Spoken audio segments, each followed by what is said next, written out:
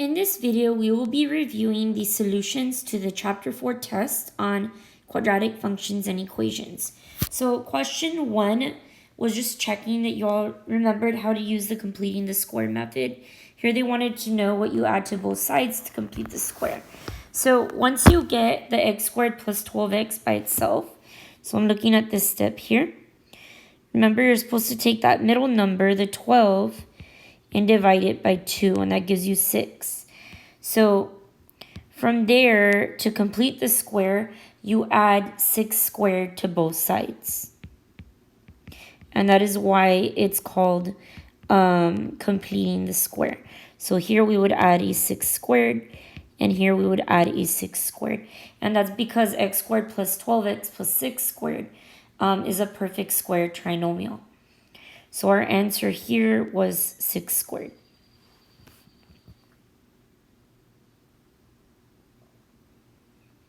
Question 2, we're looking at another completing the square problem. Here they already added -1 squared to both sides, making it a perfect square trinomial. So the next thing that you want to do is rewrite the left side of the equation as the square of a binomial.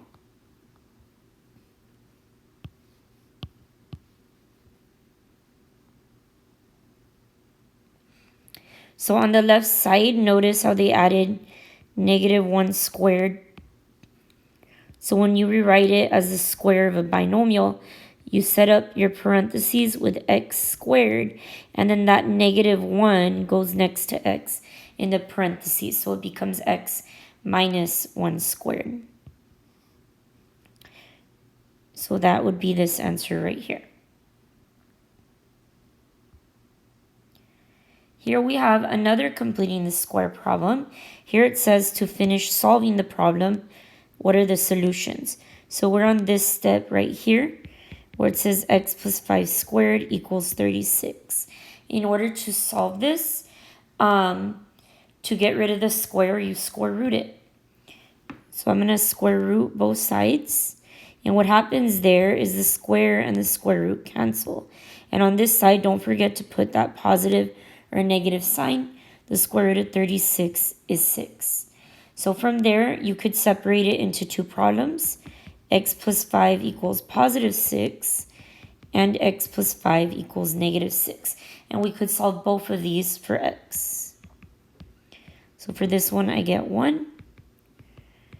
For this one, I get -11 as my answer. So the correct answer was the one that had positive 1 and -11.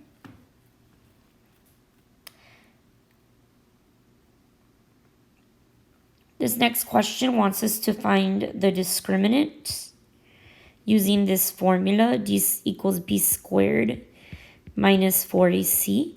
So here our a would be 6, our b would be 7, our c would be -3. So we're just plugging them into this equation. 7 squared, or 7 times 7, is 49. 4 times 6 is 24.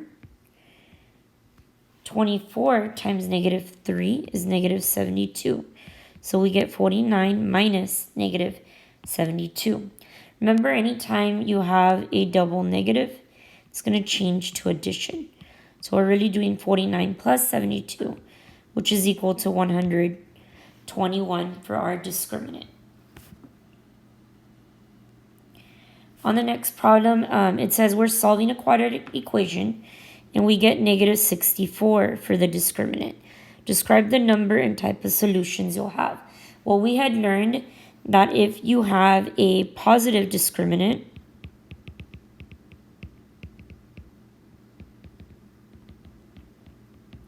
then you would have two real solutions.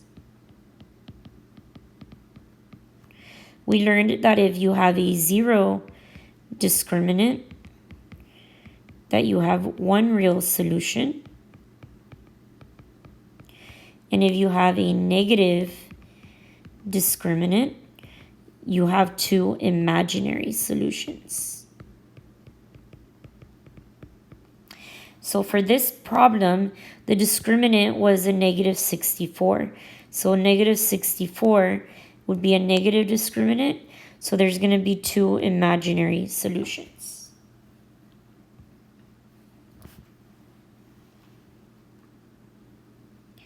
This next question, we're solving a quadratic equation using the quadratic formula. So here our A would equal 1, our B would equal -7, our C would equal -21. So I'm going to plug these into my quadratic formula. So I have negative, and then for B I'm plugging in -7.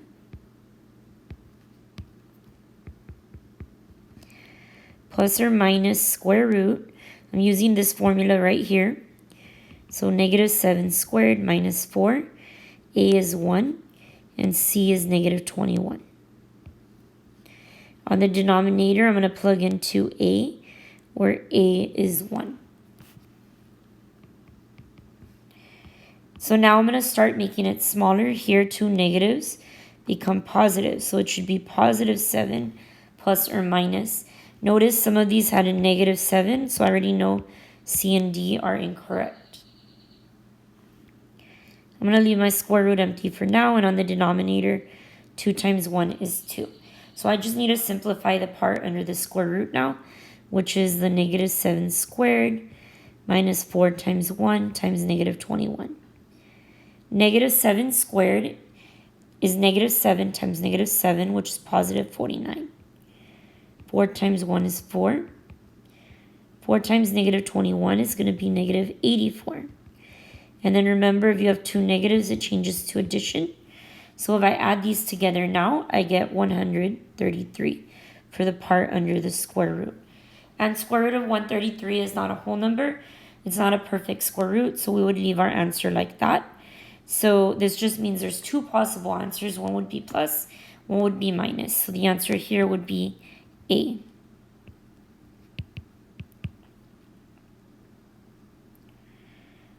Our next question wants us to identify the vertex and direction of opening.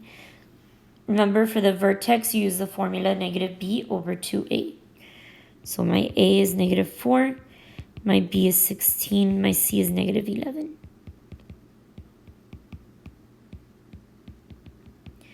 Here we get -16 over -8. If you divide those, you get a +2. Then to get the y from the vertex, I'm going to plug in that 2 everywhere I see an x in the original equation. 2 squared is 4. -4 times 4 is -16. 16 times 2 is 32. So now if I add and subtract these from left to right, I get 16 minus 11, which is 5. So my vertex has an x at 2 and a y at 5. So I could eliminate these two answers. And then your direction of opening you get from your A value. So here, since A is a -4, since it's negative, this one's going to be opening downward. So the correct answer would have been the one with 2, 5 that was opening downward. Our next question asks us to convert it to vertex form. So we're just rewriting it using the vertex form formula. Remember, your vertex is your H and K. And then your A comes from the original formula. So for A, I'm going to plug in a -6.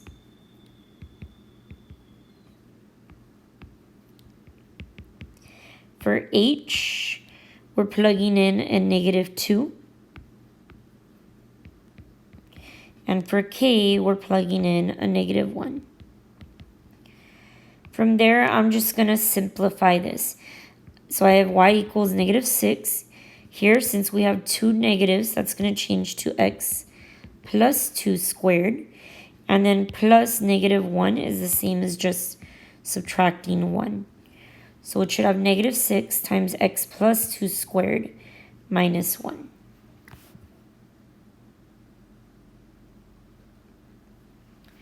Our next question wants us to identify the vertex and describe what transformations took place.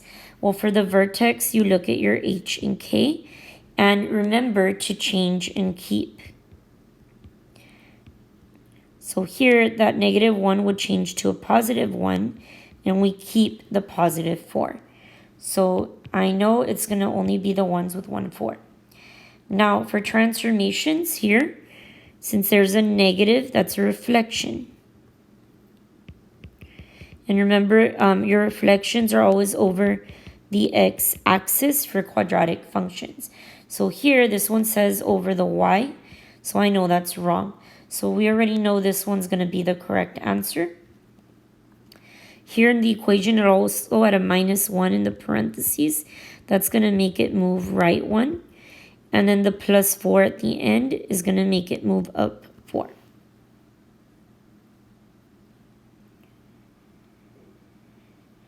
Our next problem and our last one wants to know what type of transformations occurred to create this graph.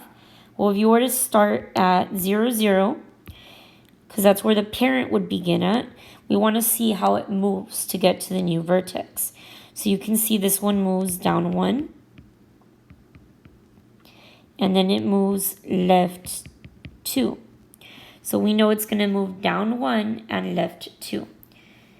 All of these say down 1, but some of these say right 2. So I'm going to scratch out those. And then we want to know this is stretched or compressed. So remember, stretch means it's going to get narrower than the parent function. Compressed is going to get wider. Also, stretch, the a will be greater than 1.